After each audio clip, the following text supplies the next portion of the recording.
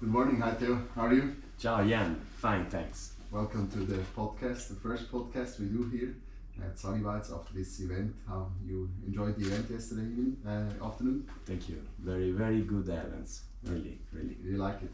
Yeah, of course. Perfect. We just started our collaboration and I'm really happy because I really like the portfolio of your wines. And can you explain the name Pruina, what it stands for? Yes, Pruina is natural substances that cover and protect the berry and catch also the yeast and the yeast that starts the alcoholic fermentation. No? And this thing is very important for us, and for us also means to protect our territory, to protect our history, and we chose this name for our winery. That's a good name. And how long are you in the business for?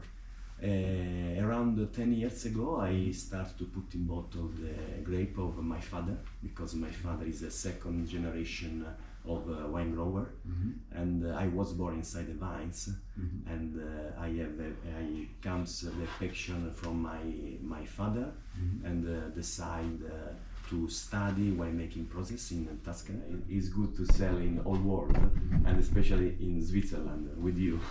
Thank you. What is like a really important market next to Switzerland? What's like your the top 10 or the top 5 most important markets? For you? Germany, of course. You know that Germany likes a lot Primitivo, but also Asia. They likes a lot of alcohol by volume are very high, and we have also some wines that with 16, 17 degrees is possible to make. And also South America, like Brazil, or a little bit of Africa. You have a really interesting portfolio. You also do a lot of experimenting. Of course. Primitivo without sulfites. I tasted it. It's really nice. Something really special. Good, strong message. And also the Negro Amaro Bianco, which is like a red grape variety, and you make a white wine. Yes, it's very particular wine. I tried in the past to made Blanc de Noir for Champenoise method, and I saw that this kind of wine is very, very good, because naturally Negro Amaro has a lot of acidity inside, and is good also for to making white. Is also because we have not a lot white grape, interesting white grape. We have Fiano, we have Malvasia Bianca, but Malvasia Bianca is more neutral, no? And I prefer. I tried in the past to make the white from Negro Amaro, and I think that is a good. Is a good product, I think. And yesterday I told you that was sold out. Sold out. Yeah. And what's the idea behind the zero sulfite? So you are adopting there the next generation of wine drinkers, or what's the idea of this wine collection? Also, you have more. You have Primitivo, you have Negro Amaro. Yeah, we start like an experiment, also because I have a particular problem with sulfites, me and myself, and I try to make without sulfur wine. I made white, rosé, and red. Also for new customer. A lot of customer now doesn't like sulfur, but to produce this kind of wine, you have a lot necessary of technology. Technology, a lot of you can control every process. The oxygen inside, the gas in general inside, the light is very, very difficult, but in the final I think the products are very, very good. It's also from the taste perspective, it's really different, I think, than the normal Primitivo. The shelf life is quite different, especially for white and rosé, of course. But I think that is very, very similar to normal wine. I mean, the positive thing of the sulfites is that you can preserve the wine. Yeah, of course. But I think preserve the shelf life, kill the bacteria and the yeast. Normally, the sulfur and you have not oxidation wine, no? But if you have a good technology to control the oxygen, to control the yeast and bacteria, it's possible to make very good zero sulfites wine. Yeah. From your region where you are, I mean, you're close to the sea, you have a really interesting soil, really complex varieties. What's like for you, like the most difficult part in the winemaking, in considering that you are in a region which you have hot days, really hot, you have to harvest really early.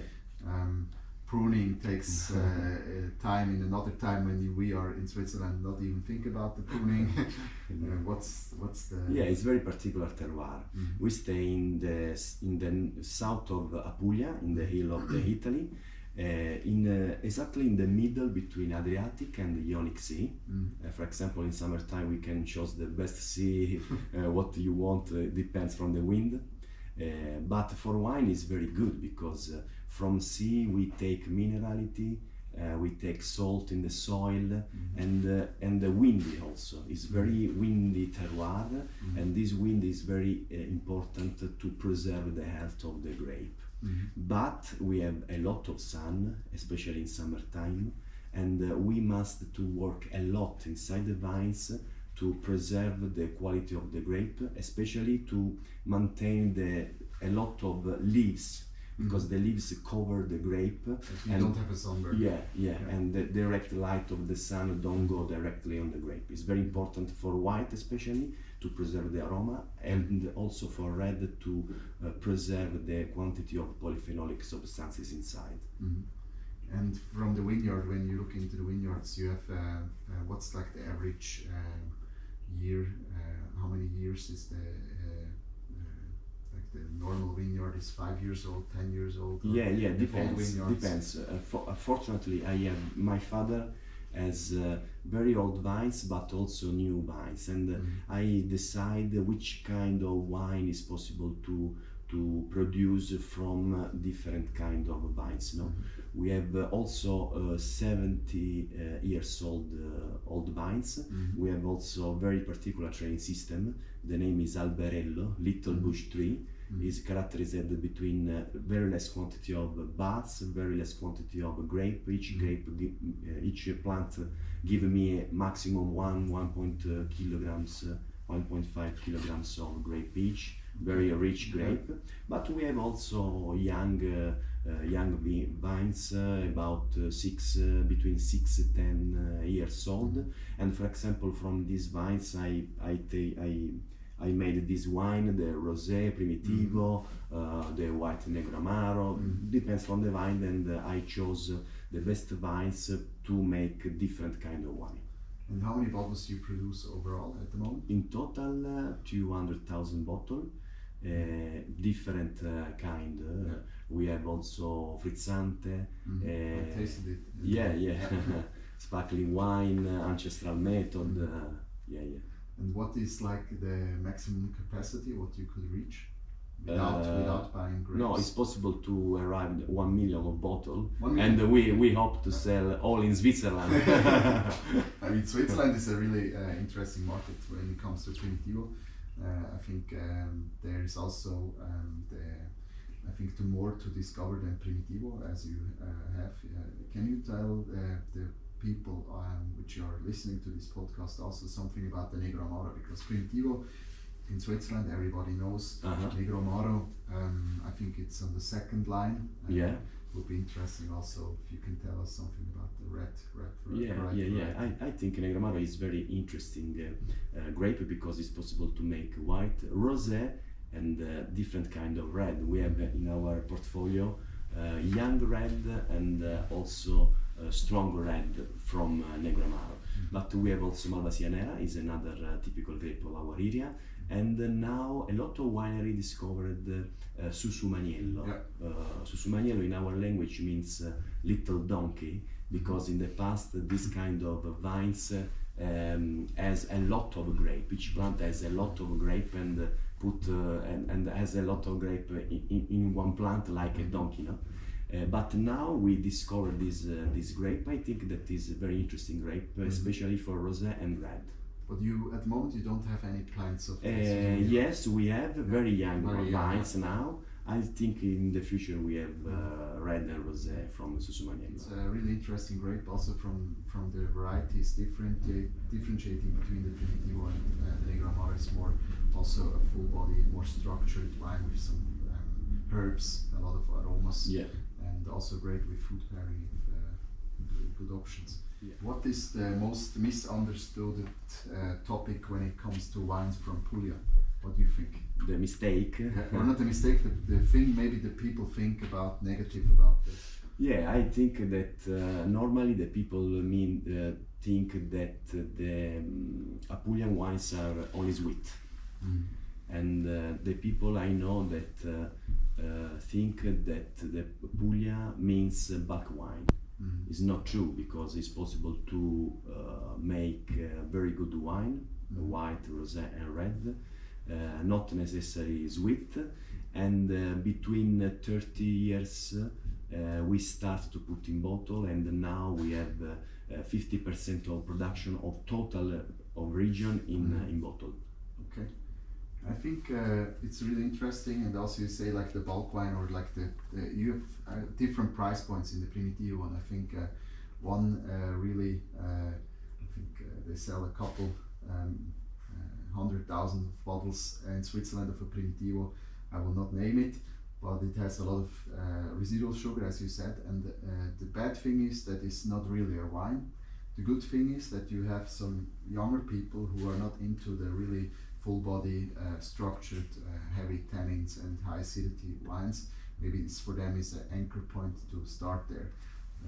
What I really like, because it was also not on my priority list, the Apulian wines. Your wines are not as sweet as the other ones. They have a fruit dominance. As Primitivo is really nice, but it's gentle. And I think also you can adopt with the higher lines also to people who are connoisseurs, who say like I like full body wine with this collection. What do you think, like people who are into the wine, drinking a lot of wine, have some wine expertise, which wine would you sell to them? Is a good question. I think that if I tell you 3 words about my wine, my wine are easy to understand for all expert and young people, soft but not sweet, and fruity sensation. You can find the berry inside our wine, in the nose. I think that there are 3 words that expert and younger tester can see in our glass. Yeah, that's really interesting, and I think that's also the potential of your portfolio. If you extend it, you try something you did also. The Méthode Champenoise, which is interesting to do. And what's your key message to the next generation of the wine drinkers, like the younger ones, 18, 20, 25? You see a lot of statistics that the young people, they don't drink as much wine as we do. What is your message? That what is needed that they? I think that young people want to test easily, not a lot history behind the wine. The wine must be easy to drink, and I think our wine are easy to understand also for young people. But young people, I think, want to have an experience behind the wine. For example, in our winery we organize a lot of events, a lot of experience behind the wine, testing inside the vineyards. You can go in our vineyards with a bike, and we have a lot of young people that follow us to have this kind of experience. My last question, I think, is about it's mandatory in the EU that you have a QR code with all the details in the residual sugar acidity level. In Switzerland is at the moment not important, but in the future I think it will be again, also like the EU. What is your opinion about like transparency, especially in the south of Italy, where you have sometimes to use more sulfites than other ones? sulfite level, acidity level, sugar level is on the bottle. Everybody can see it. Do you think is this a chance to also to see for the younger people that they see, hey, what's in the wine, and also to discover their aroma profile, or you see it's something which costs a lot and it's not necessary? No. I think that is important, and we start to write on the label this information, a quantity of sulfur, a quantity of residual sugar, for example, the kinds of product that I put during the process inside the wine. It is very important, and in the future I hope this information are available for all.